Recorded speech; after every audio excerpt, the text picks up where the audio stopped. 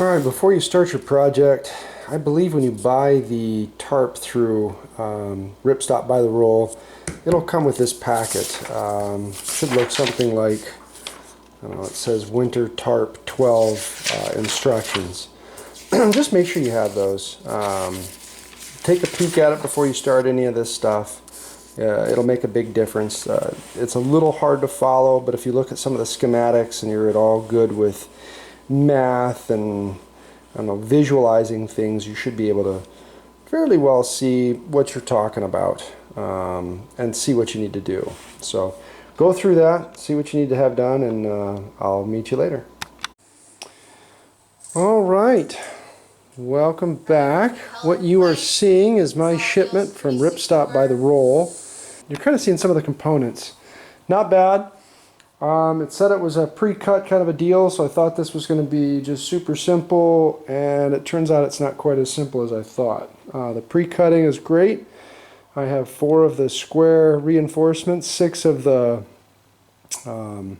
half circle reinforcements, and I have 4 more of the, I don't know, ice cream cone like reinforcements. Comes with 14 BSTDs, 2 cord locks, a piece of cord, and looks like some small bits of Grogan. But as promised, I'm going to film the whole process. The 1.1 sil nylon that came with it seems to be pretty nice. It's nice and lightweight. I suspect it's going to be challenging to work with. Alright, what I'm showing you here is one of the cut sides. The fabric, I think I was telling you when it showed up, is just one long, I don't know, it's like 26 feet long. On the instructions, which let me go show you a little bit of what we've got here. Page kind of shows you a little bit about what's going on. This is what's a little frustrating about it. This is the piece I have right here, and I've got this already cut. On this end it's straight, and on the other end that I was just showing you, I've got the diagonal. Now I'm trying to take off this triangular piece right here. Bear me a second, I've got this. This is tough material really to work with.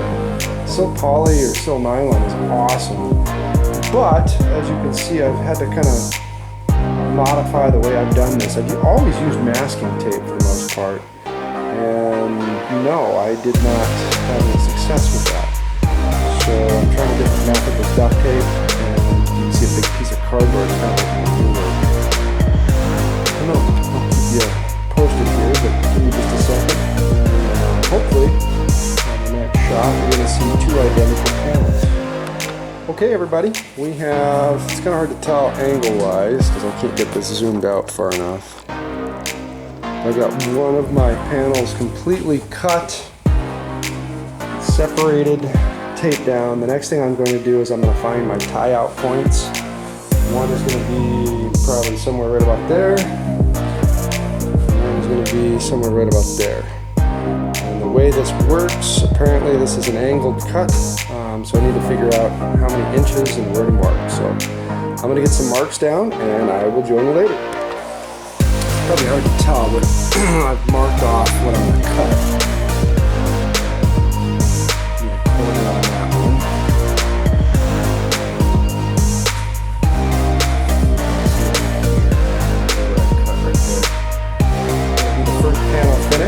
I'll probably cut the other panel, and then we're going to work on cat curves and see if I can figure that out. Welcome back. So I don't know if you're going to be able to see this in terms of a scale perspective.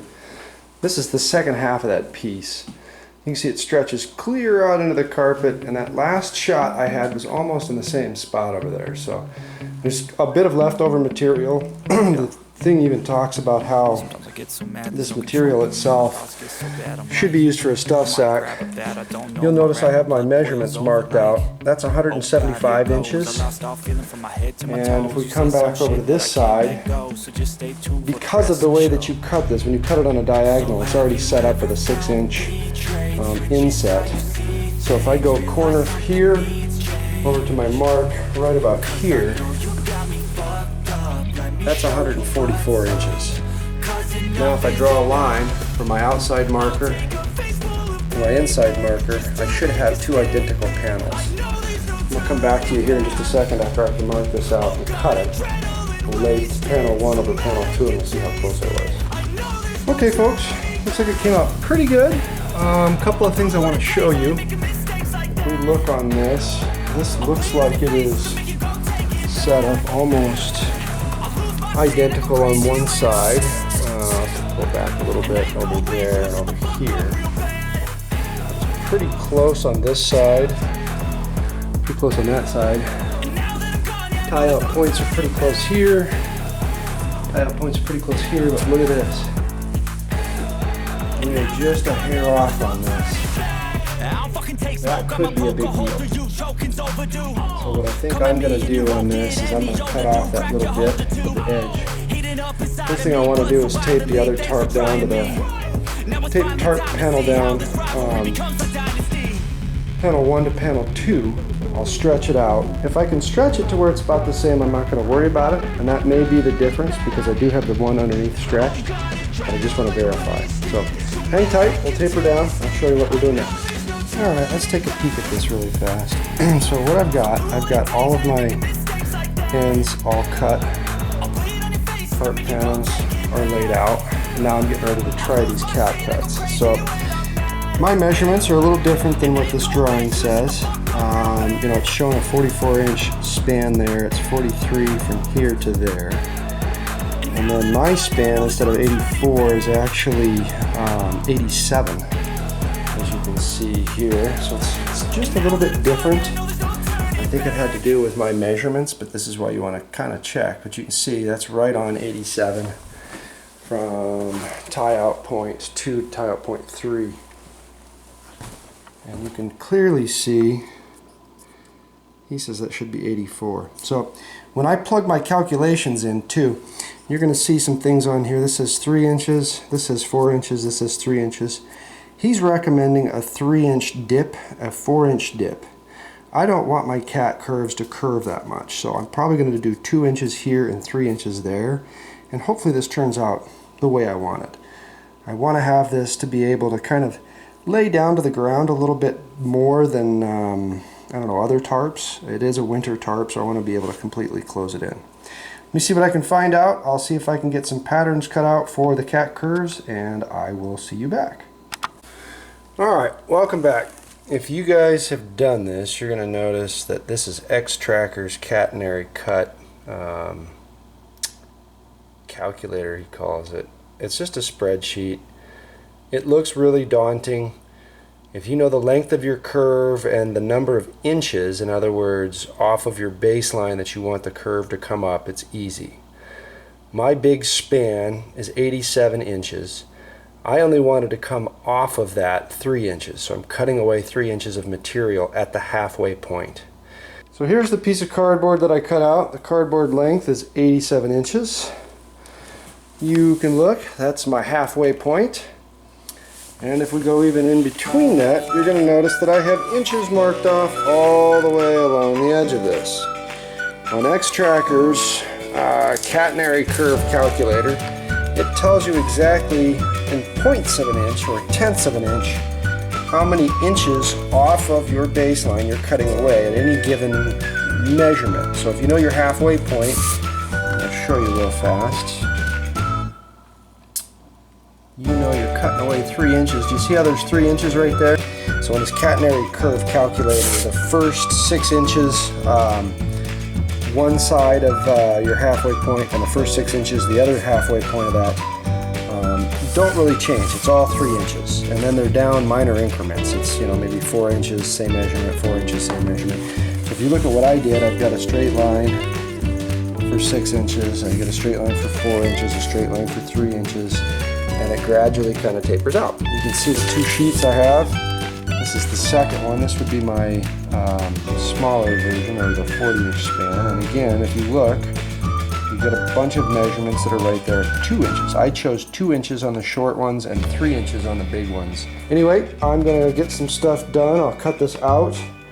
I'll get my templates done, and the next thing you should see, hopefully, my tarp panels have been cut with the catenary curves. Alright everybody, a little quick update. So these are the catenary templates. know if you can see it, but that's what I've designed out. So I got going here. That's what I got going there. I'm going to spend a little bit of time. I'm going to see if I can cut these out, make them look nice, and I should be back shortly.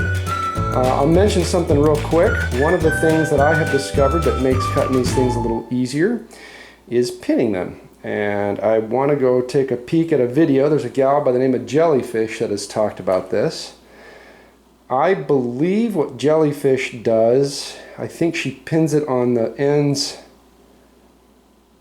Let's see, how did she say that? I think it's on the side that's being cut away is where you want to pin, because it'll hold better. If you pin the side that you're keeping, I think it can cut funny. But anyway, I'll get this stuff pinned up, I'll cut it, and I will show you the finished result.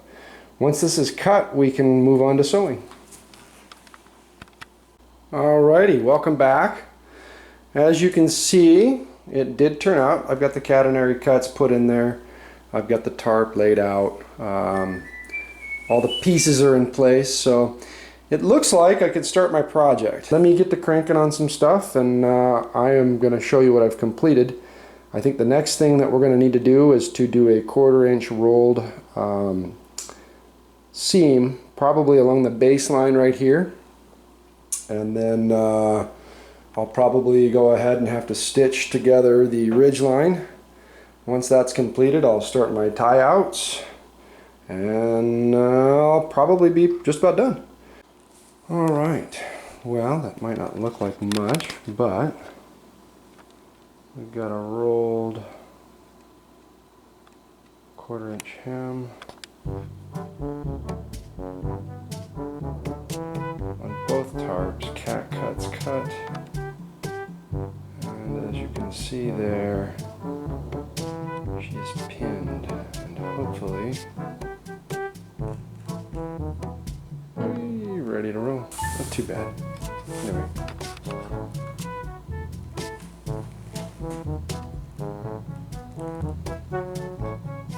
Okay guys, wow, was that difficult.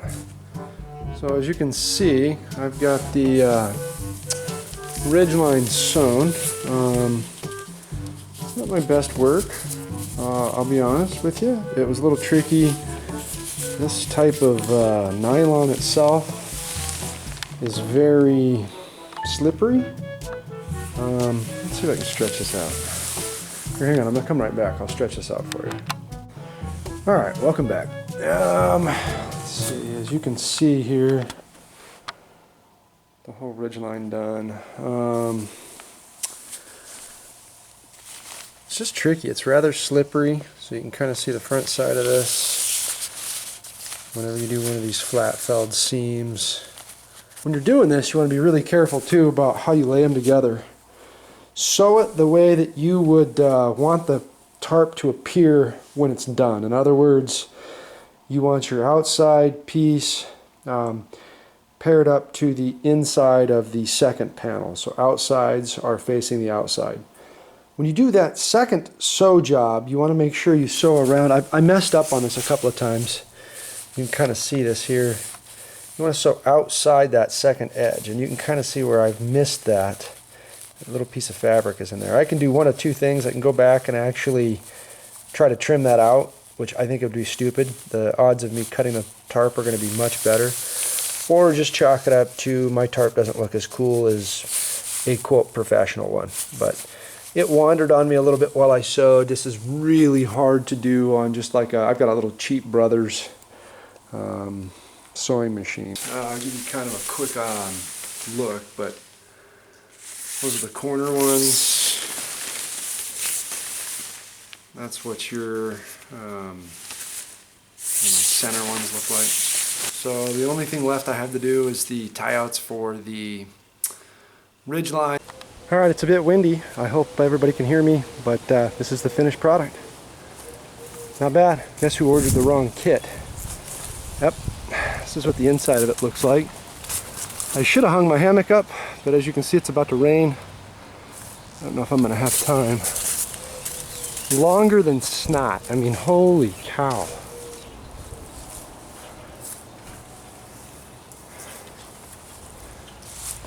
Yeah, Not some of the best work you've ever seen, but not surprisingly too bad.